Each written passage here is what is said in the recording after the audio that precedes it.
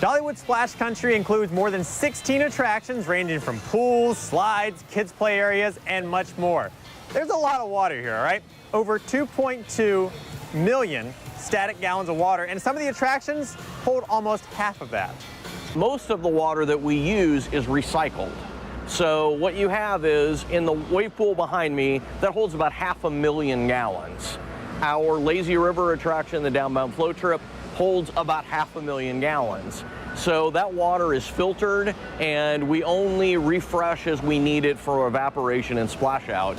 So how does that wave pool operate? Well, coming up on the next edition of Weekend Drive next Friday, we're going to take you behind the scenes, show you the inner workings of the wave pool and how so much fun is made. Reporting at Dollywood, I'm meteorologist Ricky Matthews on this edition of